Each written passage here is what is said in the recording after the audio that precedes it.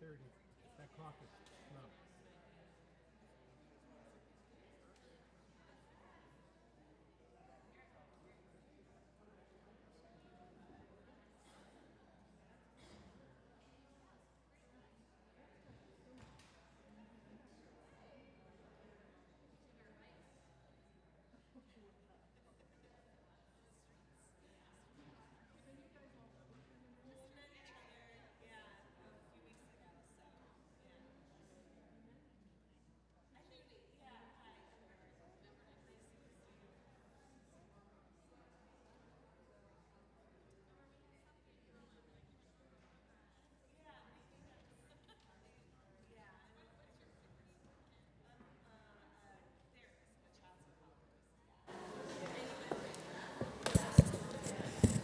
Well, good morning and welcome, everyone,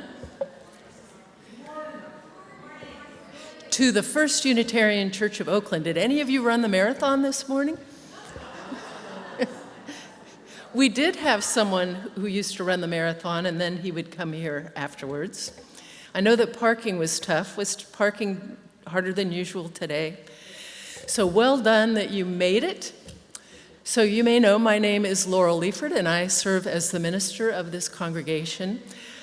I like to describe it as a very spirited, as you can see, spirited, very music-oriented. We love music. We also are fierce justice seekers. And it's also a very generous congregation, which is great because we're in the middle of our pledge drive. So we sometimes think of ourselves as a come-as-you-are congregation. And what that means is that no matter where you are on your faith journey, no matter what you do for a living, no matter what your beliefs or unbeliefs are, there is a place for you here. And today, whether you come with joy in your heart or tears, you belong here in this wonderful community. So I am excited that we are in the middle of our stewardship drive, and so one of the components of today's service will be a testimonial by some of our relatively new members. And I will talk a little bit at the end of my reflection about something very exciting that is coming up next Saturday. As you know, it's the No Kings March. And because of our proximity to the beginning of the march, we are going to have a lot of visitors next Saturday. So I'll talk about that a little bit later. So anyway, welcome to one and all. We always remember, we take a moment each Sunday to remember that the land that we live on, that we work on, and that we are worshiping on is actually the ancient sacred grounds and the unceded land of the Lishan Ohlone people. And even though we are not the ones who initially colonized the lands, we definitely benefit from it. And so one of the ways that we try to mend the broken covenant that we inherited is that we contribute money, both individually and as a congregation, to the Sogorea Te Land Trust. So you'll see up on the slide the contact information, so to learn how you can participate or support this endeavor of rematriating the land means the indigenous people are buying back the land that was taken from them. So let us remember that we are their guests. And so now we will begin, as we always do, with lighting our chalice.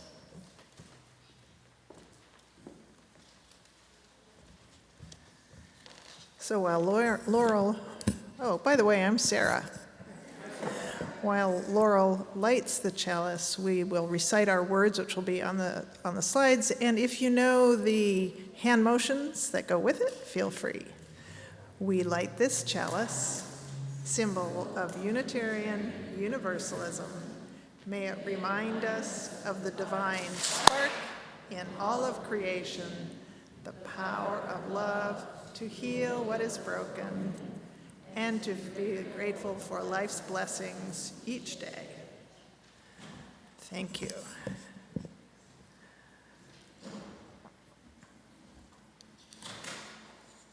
Come, awaken your senses to this moment, where we practice the revolutionary act of noticing the breath that sustains us, the beauty hiding in ordinary hours, the small things that keep hope alive. Come, let us train our attention on that which leads us home. And together we say, come, let us worship together.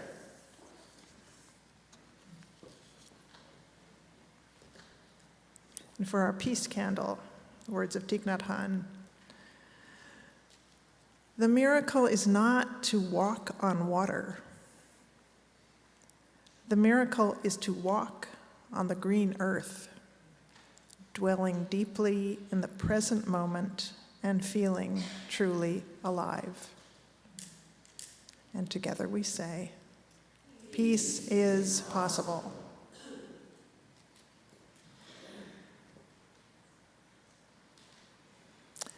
I have started to want to pray to everything, or maybe more truly to pray with everything.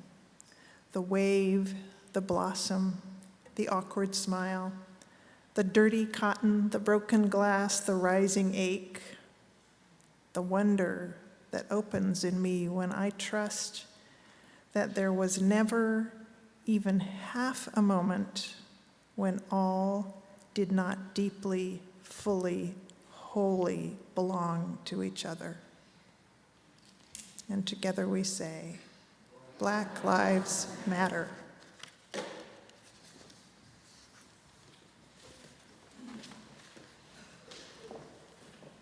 morning. Ooh, it's live in here today. My name is Jeffrey Melcher. I'm the Director of Children and Family Ministries. And what is worthy of our attention? The intentionality of our breath and the creation of peace in our lives, our families, and the world at large. Some might consider this is a worthy place to focus our attention. Today we'll be doing a little meditation on breathing, singing the hymn with the same name, and doing a simple dance designed by a local Unitarian Universalist, Dances of Universal Peace dance leader named Sierra Lynn White, who's out at Walnut Creek. Dances of Universal Peace is an offshoot of the Ruhaniyat branch of the American Sufi tradition, first presented to the world in the late 1960s by Samuel Lewis. Lewis was deeply influenced by this and contact with the spiritual apprenticeship of two people, Hazrat Inayat Khan, who first brought the message of universal Sufism to the West in 1910, and Ruth St. Dennis, a feminist pioneer in modern dance movement in America and Europe. In last month's theme, Embodied Resilience, some of the children and I did this dance, and we wanted to bring it to the congregation as a practice that all can carry into their day and into the streets, paying attention to create peace even in moments of resistance to the daily stress of the world, and especially when you're facing the heat and icy conditions. So let us begin. Let us be in this moment together and be the change we want to see. So in a minute, I'm going to invite some kids and adults to come up and we'll have a little bit of a circle. But first, I'm going to teach the 3 different parts of this canon. There's a drone part, and there's very simple movements that you can do from your seat. And we'll breathe in, breathe out, breathe in, breathe out, breathe in, breathe out.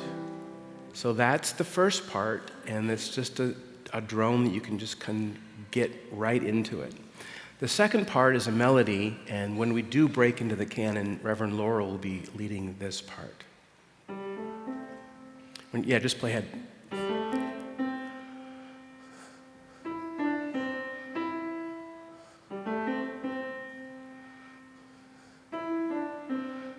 Okay, and the words and the movement.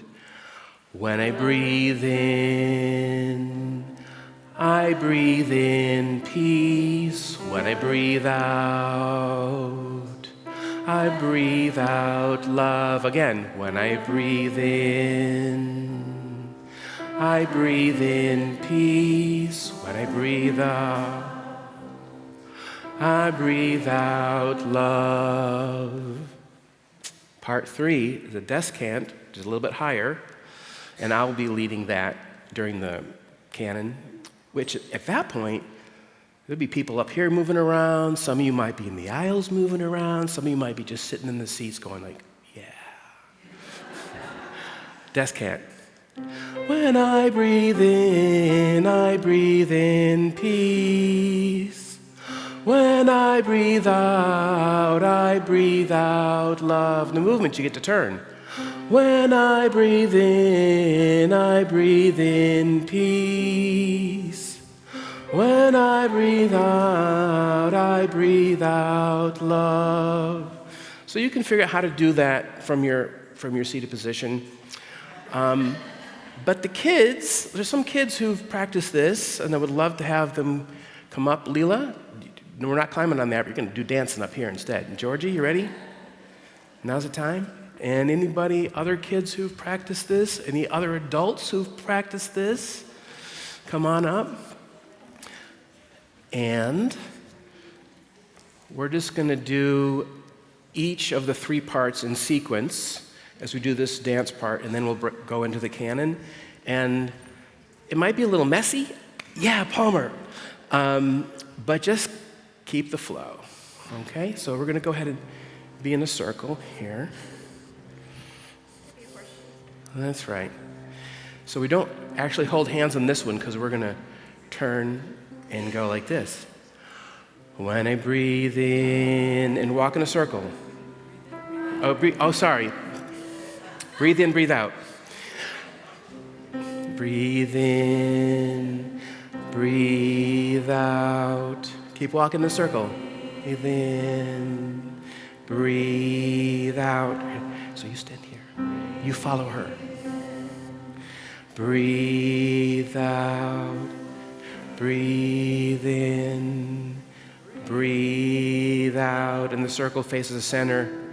When I breathe in, I breathe in peace. When I breathe out, I breathe out love. When I breathe in, I breathe in peace. When I breathe out, I breathe out love.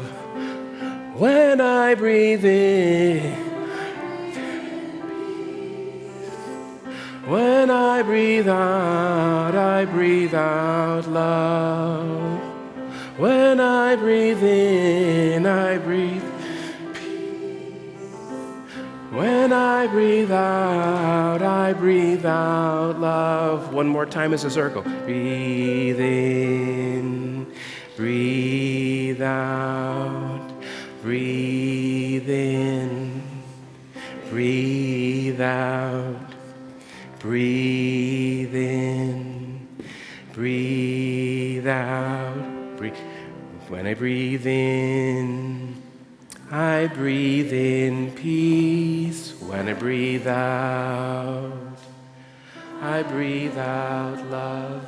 When I breathe in, I breathe in peace. When I breathe out, I breathe out love. When I breathe in peace. When I breathe out love. When I breathe in peace. When I breathe out love. Any part and move wherever you want. Breathe out. Breathe. There's room in the aisles. Breathe out. Breathe in. Breathe in. When I breathe out. breathe out love. When I breathe in peace. When I breathe out love.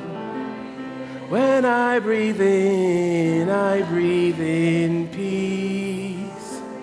When I breathe out love. One more time. When I breathe in peace. When I breathe out love. Breathe in, breathe out, breathe in, breathe out.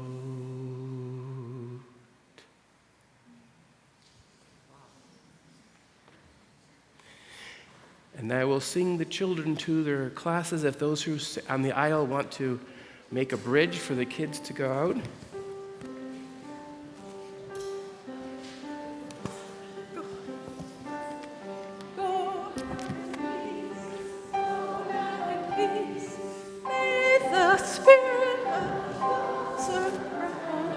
Everywhere.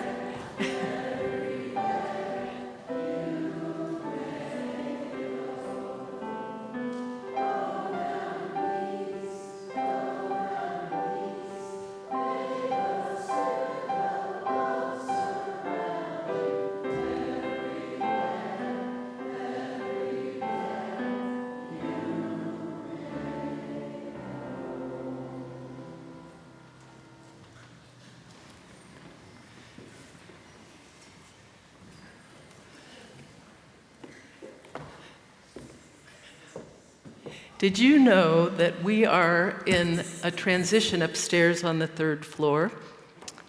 And I would like to introduce you to our new office administrator. So let me invite you up. This is Joan Benoit and Joan's wife, Adriana. And I'm going to tell you a little bit about Joan. I've worked with her for a whole week now. And I can tell you that she is eminently qualified. She started just this past week. Her assignment will be to work 30 hours per week, and it will be alongside our new office manager, Kumi, who you met a couple of weeks ago.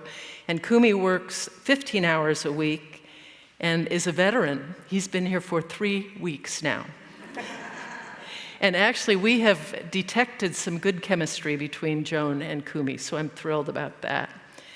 So Joan comes to us with over 30 years of successful experience building and supporting not-for-profit organizations in the Bay Area.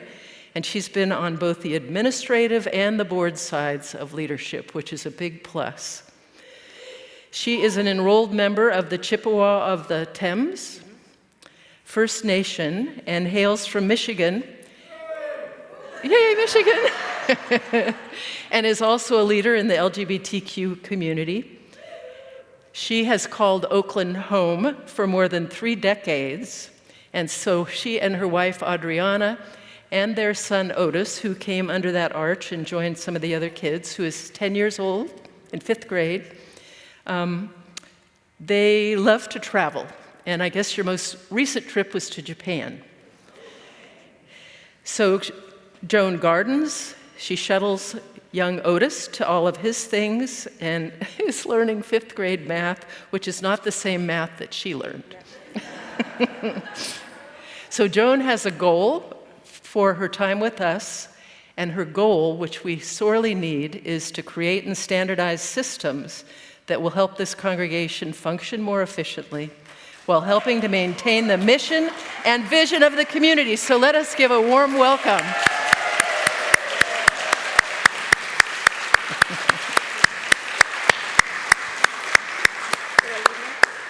So can she leave now? So let me just also announce that part of our other transition is saying goodbye to Jerem Ree. She'll be here for another week, but after the service today, we are going to celebrate her and have a cake. And so if you want to talk a little bit more to these two, you're going to have a chance at coffee hour. But anyway, I extend a very warm welcome, and I'm so happy to have you with us. I appreciate that. So welcome. Thank you. Okay. And now I'm going to let you loose. So you know how this goes, is if we greet one another by actually getting up and wandering around, you have to promise that when I ring this, and when you hear Vince starting to play some music to call you back, that you will come on back to your seats. And after that, we're going to have our testimonial. So go ahead and greet a neighbor and introduce yourself to someone who you don't know. So that went pretty far over. What'd you say? The dance part went much longer. Yeah, I thought it. Are you Gordon? Holly?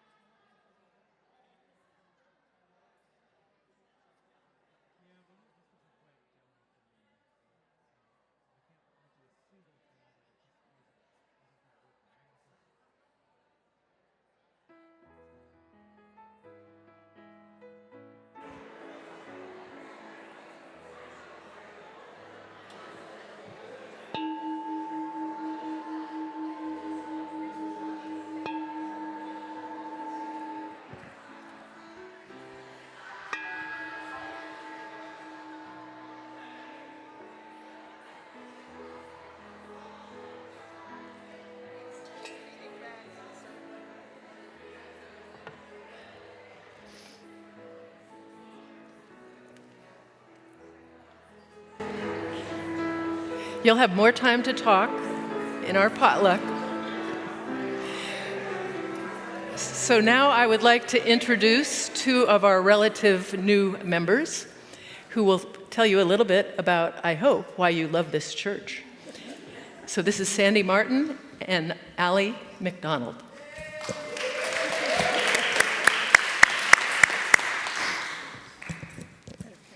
Good morning. Morning. I'm Allie. This is Sandy.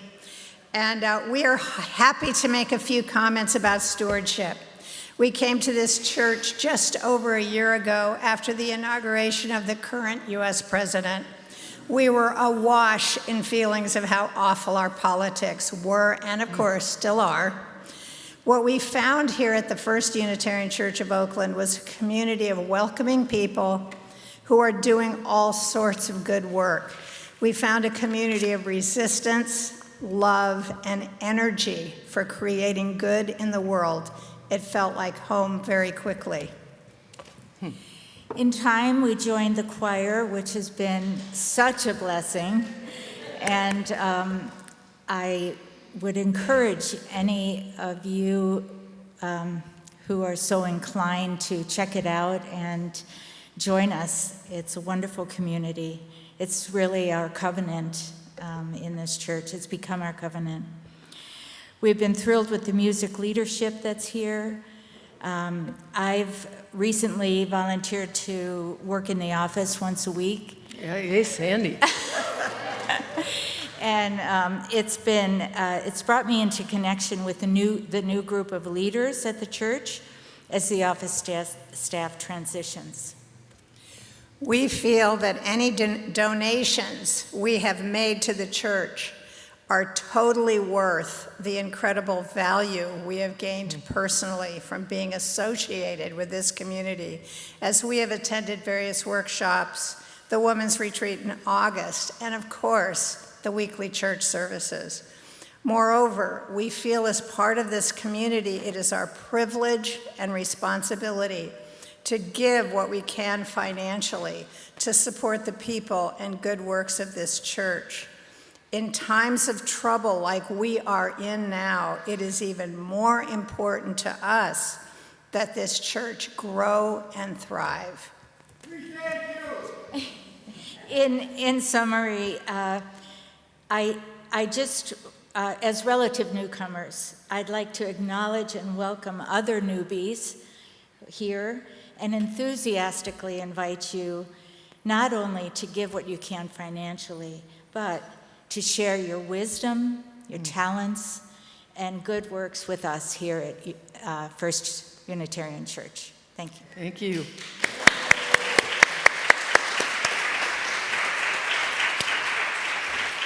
And now if you would rise in body or spirit to sing our stewardship theme song, For Everyone Born, A Place at the Table.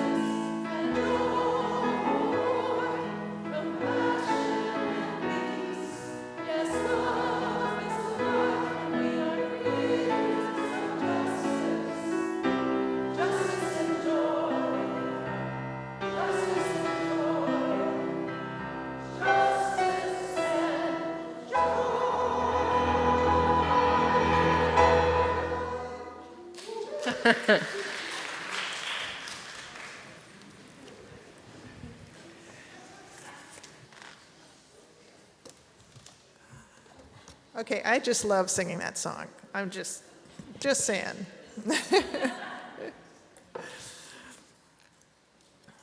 So in my family, we paid close attention to plants.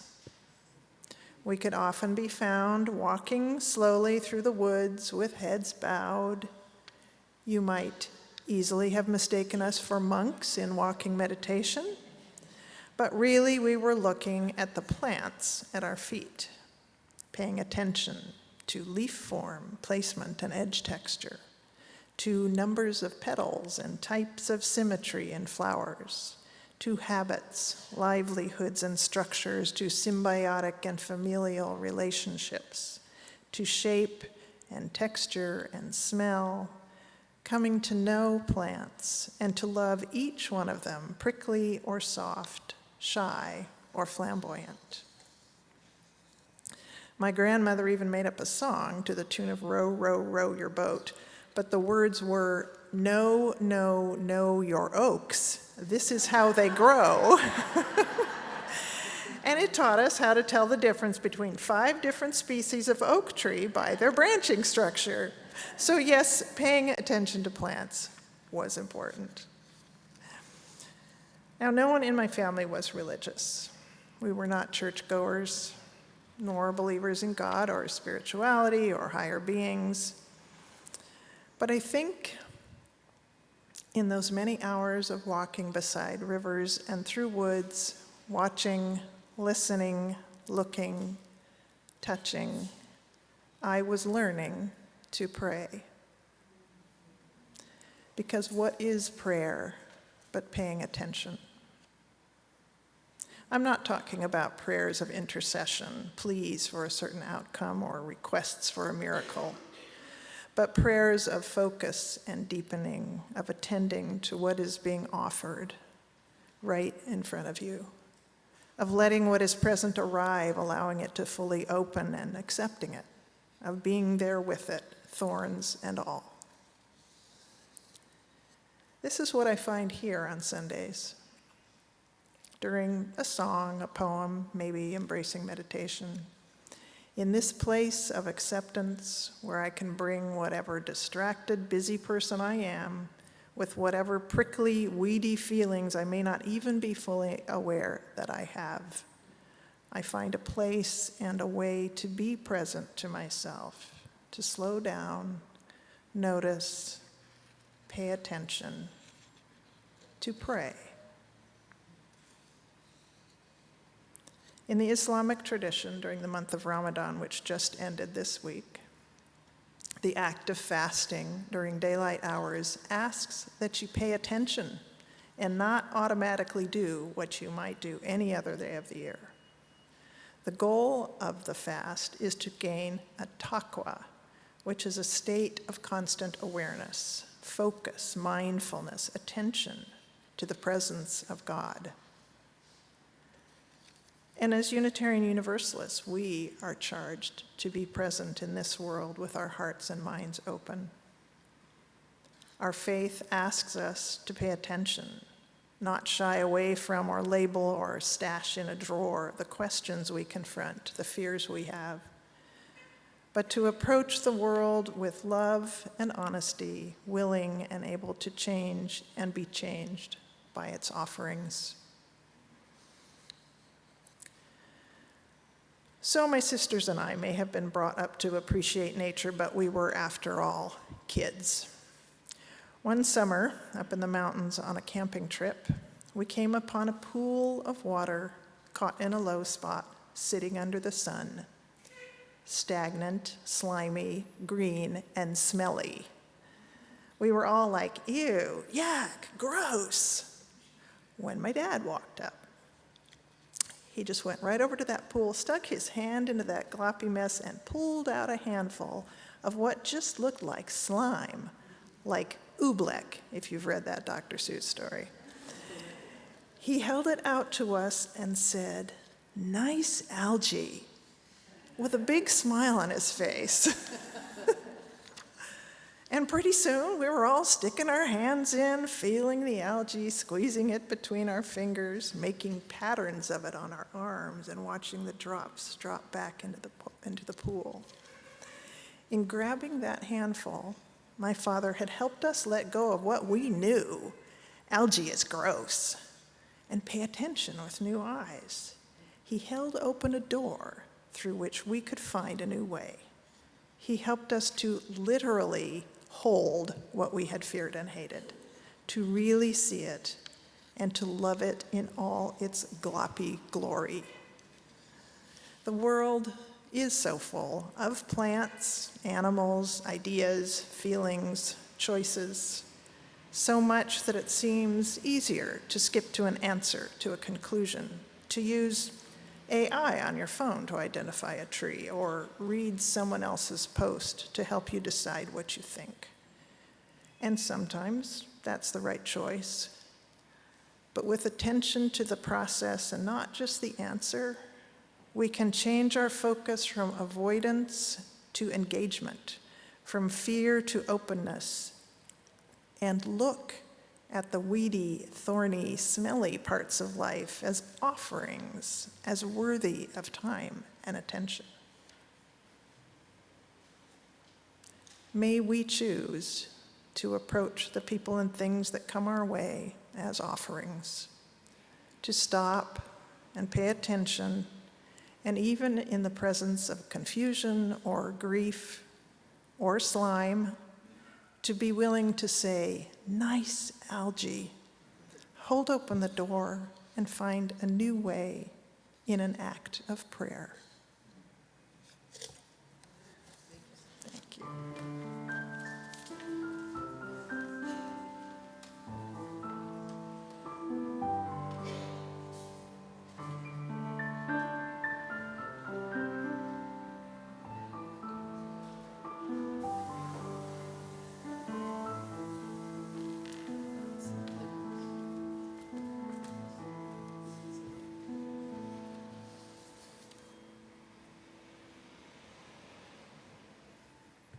This is the time in our service when we focus our attention on the joys and sorrows we all carry.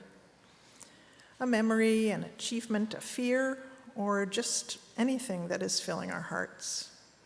We express them out loud all together. This means that not everyone hears everything. Many things will go unheard by most folks in this room, or maybe not even expressed out loud. And for some, this is satisfying. This is fine. But if there is something you especially want to be heard by the whole congregation, please remember that when you come in at the beginning of the service, you can write whatever the words are in the book. It's too late for that today, but remember next Sunday. And for the folks on Zoom, of course, you can write in the chat, and I can read what you have written there. So I'll ring the bell to start and to stop our embracing meditation.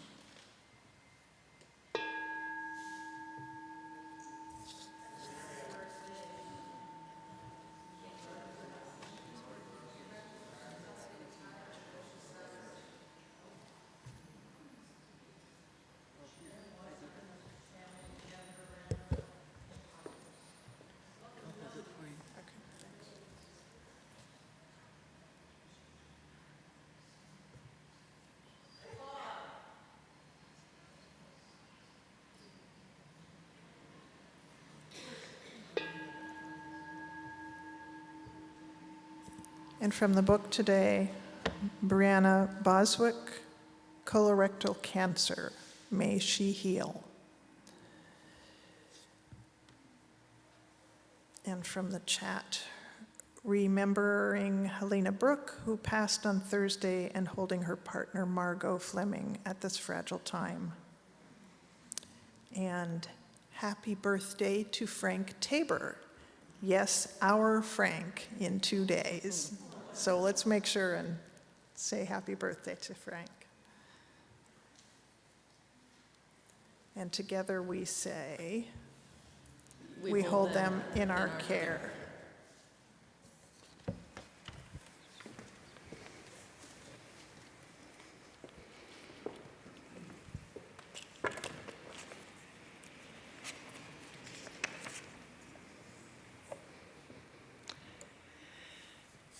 if you'll join me in an attitude of prayer.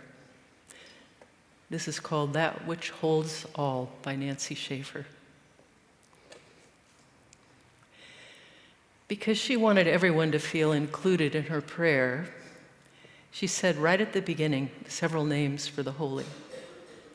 Spirit, Holy One, Mystery, God. But then thinking these weren't enough ways of addressing that which cannot be fully addressed, she added particularities, saying Spirit of life, Spirit of love, Ancient Holy One, mystery we will not ever fully know, gracious God, and also Spirit of this earth, God of Sarah, Gaia, Thou. And then, tongue loosened, she fell to naming superlatives as well.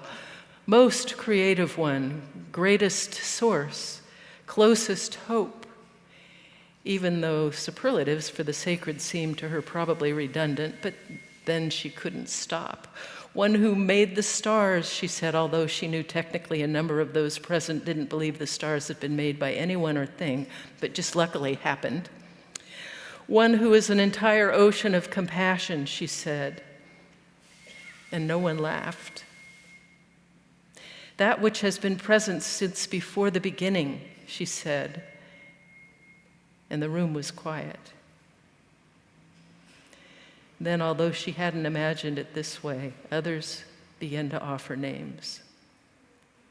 Peace, said one. One my mother knew, said another. Ancestor, said a third. Wind, rain, breath, said one near the back.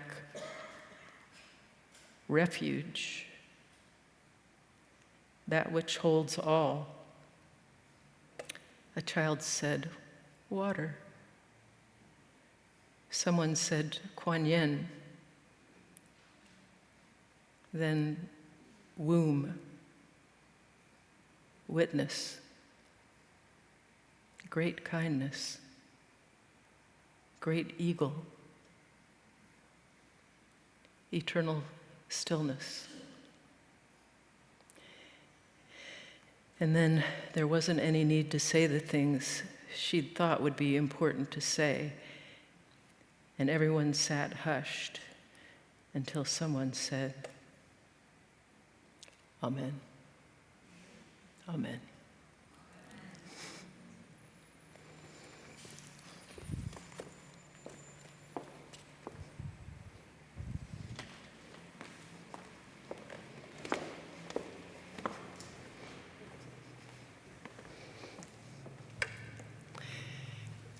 Please remain seated while we sing a song that is very precious to me. It's called Return Again. We're going to sing it through once in unison, and then Sarah and I will each lead a separate part, and we'll do it as a round one more time through.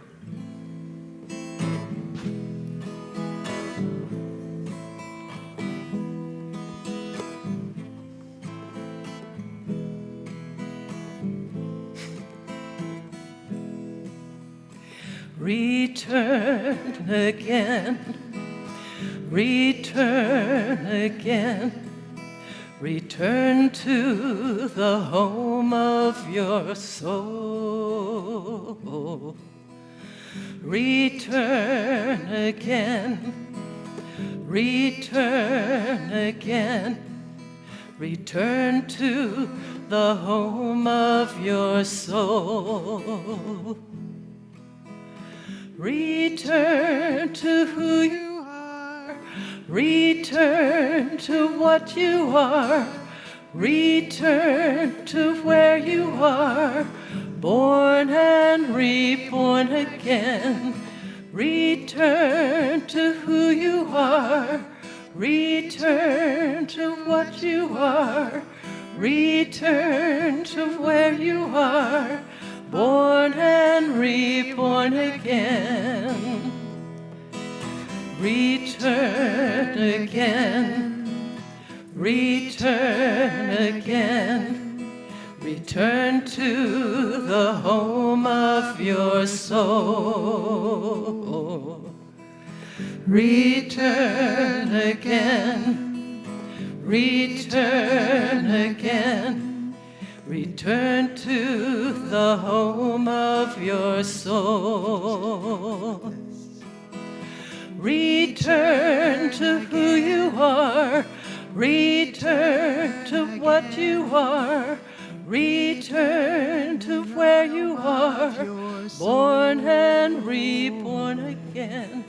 Return to who you are, return to what you are, return to where you are, born and reborn again.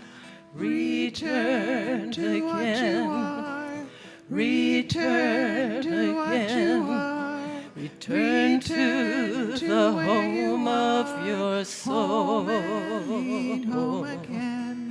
Return again, return again, return to the home of your soul. Return again, return again, return to the home of your soul.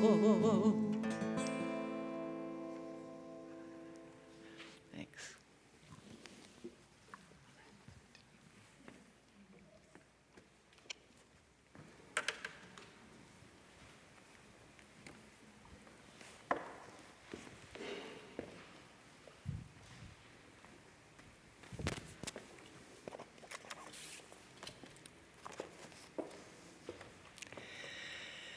One of the many, many gifts that I've received from being part of this community is that for over 30 years, I've had some kind of spiritual practice. The ministers who served this congregation when I first came back in the 1990s made it clear that each person was encouraged, or even perhaps expected, to nurture and tend the garden of our own religious life each and every day by having a spiritual practice. I took this encouragement to heart and found that it did make a difference. That's why I have chosen to keep having a daily spiritual practice all these years. It's one of my good habits, like flossing my teeth, or something that I've started to do is that every morning I leave a little love note for Francie saying, "Good morning, sunshine," because I often leave the house before she does. So sometimes I admit that when I'm especially busy or stressed, I may skip my morning practice. I just feel like I don't have time. But boy, have I learned that it's actually when I am stressed and when I am busy that I most need to commit myself and recommit myself to my daily spiritual practice. So this discipline has actually been an anchor for me that has held me steady and true through both good times and bad. Another confession I have to make is that on some mornings I feel like I'm just going through the motions. That if I do have a lot to do that day, I might rush through it without really being present. But other mornings, like a gift, my practice is so powerful. It takes me to a place where I feel calm and centered, aware and grateful for the simple gift of my breath. I feel grateful to be alive. And sometimes I even feel connected to everything, to all that ever has been, to all that ever will be. And I'm almost embarrassed to say this, but I feel I'm actually held in some great love that is larger than all of us, but that holds all of us and will not let us go. You know, I wish I was a poet because I would love to be able to write something to express the inexpressible. So these moments when they come are such a gift, and I think that we sorely need moments like this right now. Moments like this and singing, I think, are good medicine. They help me keep hope alive in my own heart, and I bring that hopeful heart to you as your minister. When I'm in touch with my calm center, sometimes it feels like I'm in the eye of a hurricane, where it's calm in the center, but outside is just swirling so much chaos and violence and things that are distressing, a lot worse than algae, that I wish I didn't have to be in touch with. But in that calm center, I feel like I can cope. In fact, even better, I feel like I can do my part to answer what love is calling me and calling us to do.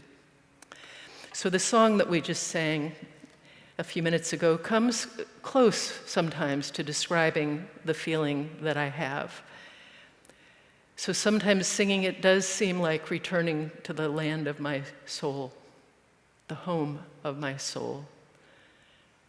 Return again to who you are, to what you are, to where you are, born and reborn again. I love mornings, and each morning there is a sunrise. And when you stop and you maybe go out and look at the sunrise, it's like that miracle happens every single morning. And I do feel like it symbolizes born and reborn again, that another day is born.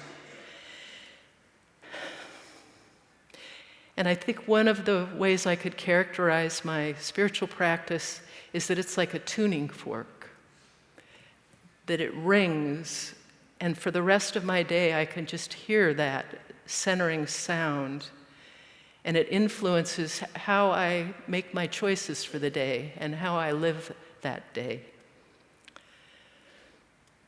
So as you can imagine, over time I've had a variety of spiritual practices. So one practice that I've used off and on is journaling, and I imagine that many of you probably journal. And one of the things that I do when I journal is that I have a prompt that then inspires me to write some kind of response. And so there's questions that Mary Oliver asks and answers in her poem called Gratitude.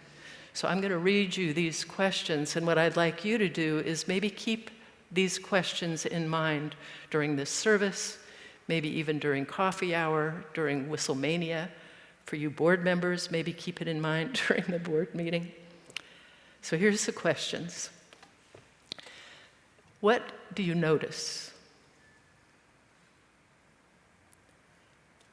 What do you hear? When do you admire? What astonishes you? What would you like to see again? What is most tender? What is most wonderful? And then finally, what do you think is happening? So these are questions that ask us to pay attention. And meditation is another practice that I've used that helps me pay attention and be present. Sometimes I do sitting meditation in a sangha or maybe on my own. And what I really love is actually walking meditation. And I remember doing walking meditation when I was an intern with the Faithful Fools. So it can be walking slowly with intention around a block in the Tenderloin. Or it could be walking slowly and with intention in a beautiful place like Tilden Park. Or maybe for me, one of the homes of my soul is Yosemite, so I can imagine walking in Tuolumne Meadows, which is the high country of Yosemite. And I actually consider all of these, the journaling, the sitting meditation, the walking meditation, as a form of prayer. As Sarah described in her reflection, in those many hours with her family, walking beside the rivers and through the woods, watching, listening, looking, touching, that they were learning to pray, to pay attention. This reminds me of a book that I've read to my grandson, Henry. It's called Granddad's Prayer of the Earth by Douglas Wood. Are any of you familiar with that? It's a beautiful, beautiful book. It actually makes me cry every time I read it. So in it, the grandfather is teaching his grandson about prayer. He talks about how trees pray by reaching for the clouds and sun and moon and stars, and how rocks pray by being still and silent. And streams pray, laughing as they bubble and splash over the rocks as they follow their path to the ocean. And the tall grass prays as it waves its arm beneath the sky, and the wind prays as it whispers and moans, and flowers pray as they breathe their sweetness into the air, and a bird prays when it sings the first song of the morning, and when it sings the last song in the evening. And then when the grandson asks about the prayers of people, the grandfather explains that people pray when they bend down to smell a flower, and how making music or painting a picture can be a prayer, and how sometimes people pray when they're sad or sick or lonely, or they have a problem that's too big to carry themselves. Then the grandson asks one last question. Granddad, are our prayers answered? And Granddad smiled and said, you know, most prayers are not really questions. And if we listen closely, a prayer is often its own answer. Like the trees and winds and waters, we pray like they do because we are here not to change the world, but to change ourselves. Because it is when we change ourselves that the world is changed. Speaking of people changing the world, I'm going to switch gears a little bit from trees and flowers. Next Saturday, in this sanctuary, we are going to have what may be a huge interfaith gathering in anticipation of the No Kings March. We are located just 4 blocks from where the No Kings March is going to begin. And I am so excited how broadly the invitation has gone out. And what I am actually envisioning with somewhat trepidation is that there may be standing room only. The last time there was standing room only here, when we had not only all of these pews filled, but the balcony was filled. We had people in the narthex and out in the narthex and over here. It was actually after 9/11. After 9/11, there was such urgency in the air that people who probably hadn't been to church for decades showed up in this sanctuary to take refuge, to find comfort by not being alone, and to rekindle that fierce love that I think will be present in this sanctuary next Saturday. What I would like to suggest is that at the end of our short service, when singing, we stream out of the building and go on the sidewalk singing all the way to Frank Ogawa Plaza and Oscar Grant, that we are not just singing, that we are praying.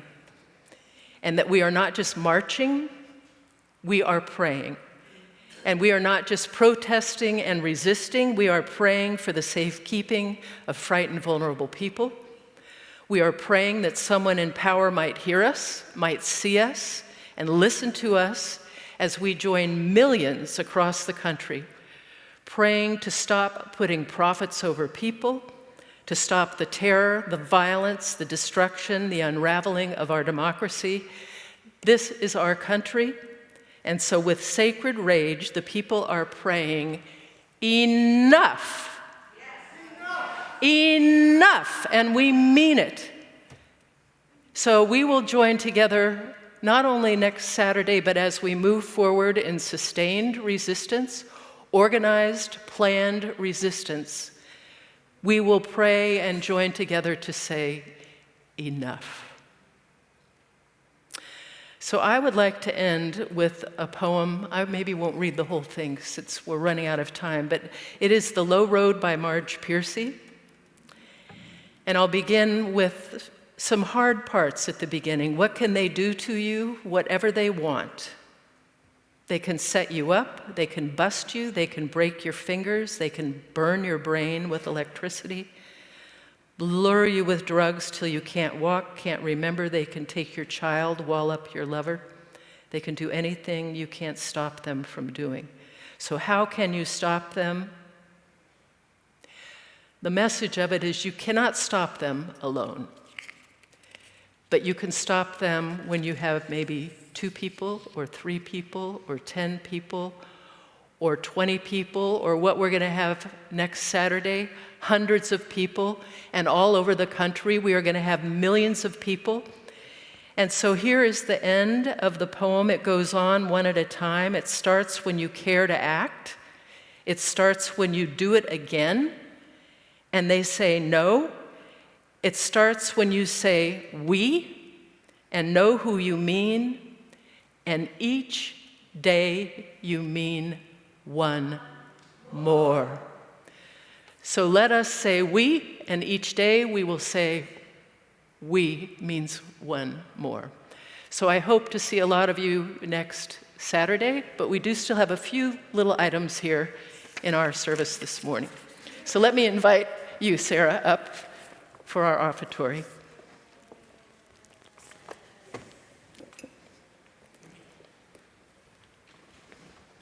Okay, be prepared. I'm about to ask you to take out your wallets.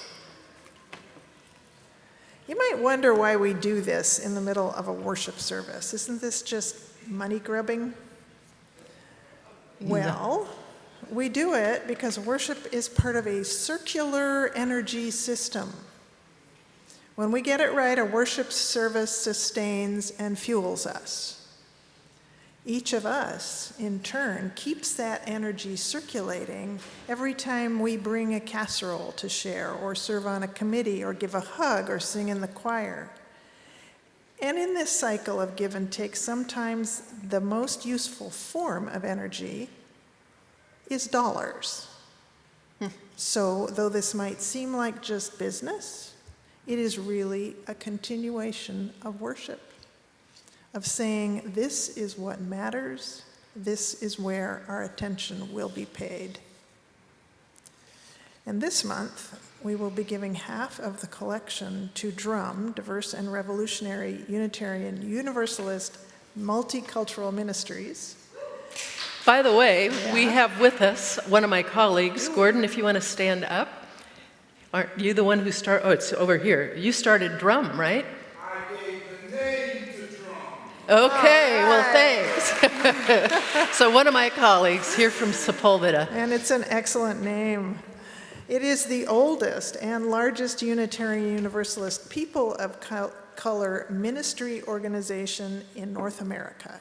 DRUM works for self-determination, justice, empowerment, and celebration of people of color in Unitarian Universalism. Please give generously. Will the ushers please come forward?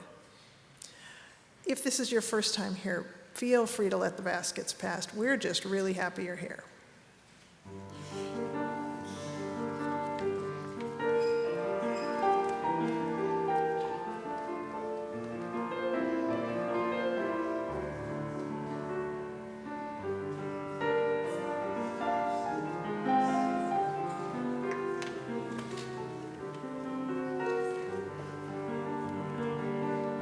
That was a pretty good sermon.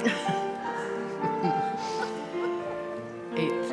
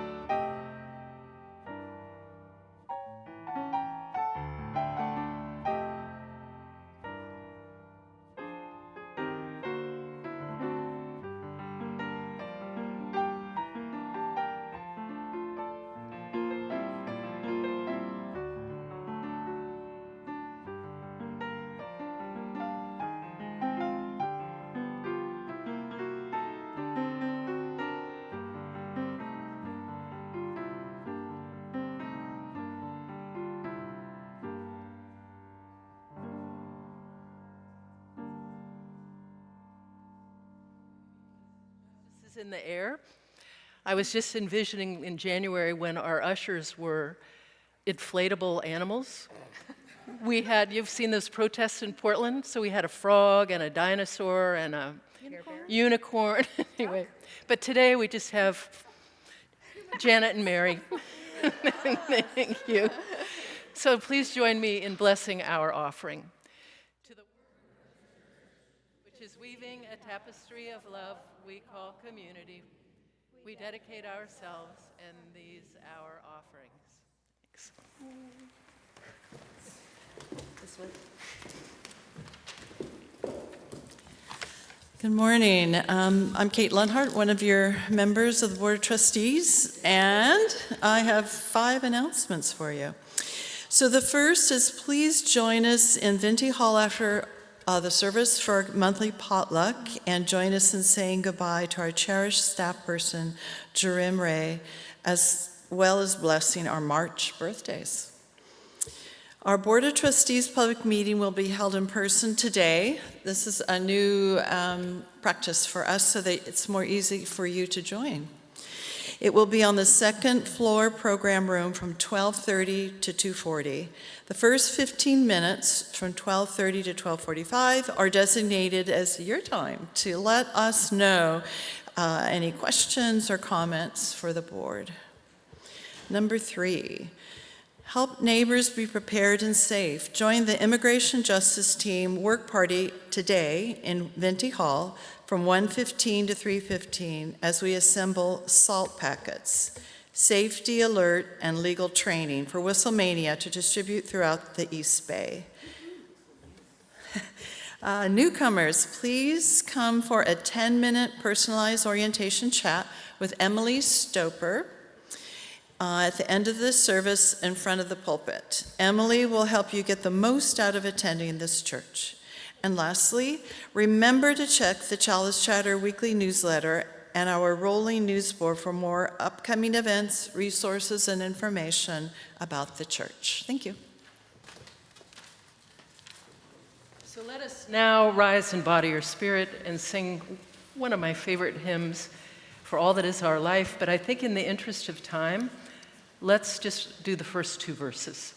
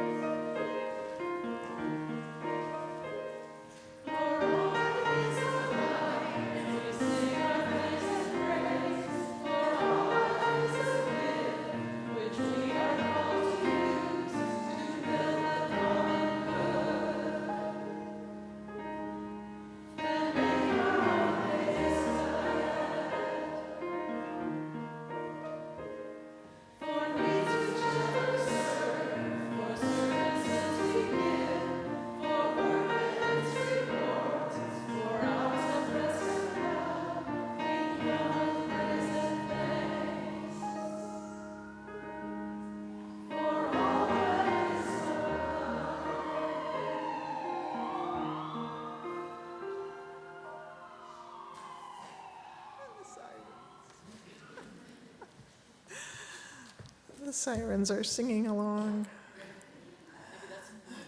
Yeah.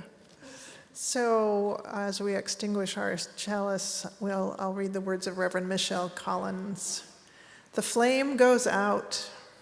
1,000 things now wait for your attention.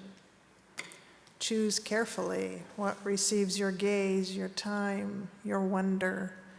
For what we tend to is what we become. If you want to face one another across the aisle, look into the eyes of your community. These are our fellow travelers during this time in this rocky sea. This is a beautiful blue-green boat we are in together. And for my benediction today, I want to offer you those words that I said a few weeks ago, which is Forest Church's mantra about how to live a good life. Love what you have. Be who you are. And do what you can. So I do want to say together that one word, enough. Let us just shout it out. 1, 2, 3. Enough! And now let us go talk to each other and have some coffee hour.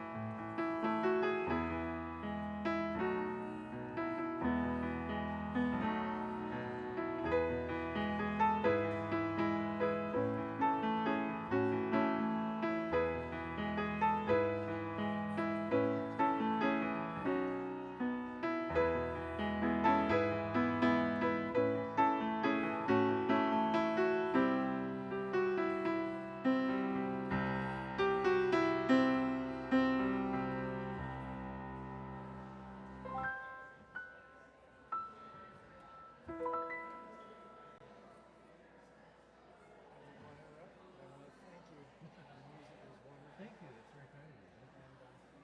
And I heard a lot of foray, but years ago when I was part of the long-term Presbyterian church up the hill there, the choir was doing forays record.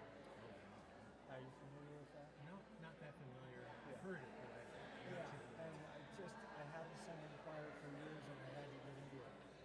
It's a little bit of a hard piece of music to go back into singing after many years, but so great. He's amazing. He's an amazing composer. And you're right, difficult, because he doesn't do what you expect. Yeah. But he pulls it off so beautifully. Once you do it, you go, wow, that is just an amazing composition. Where I've attended for the last couple of years, the Unitarian Fellowship in Aspen, Oregon, I often sit as I did today place because as here, there we have a beautiful pianist who plays these kind of selections. In fact, before her, I didn't even know Scriabin, frankly. And I thought I knew a fair bit of classical music, but she plays that a lot. Okay. And she plays, no, please. And she plays things have to by put Grieg that Scriabin I've in never there. heard of. Oh, yeah. Anyway, please. Hi, sorry. Thank you so much. I just wanted to introduce you to somebody. So this is a friend, Khalil. Hi. So nice to meet you. My son and I are musicians.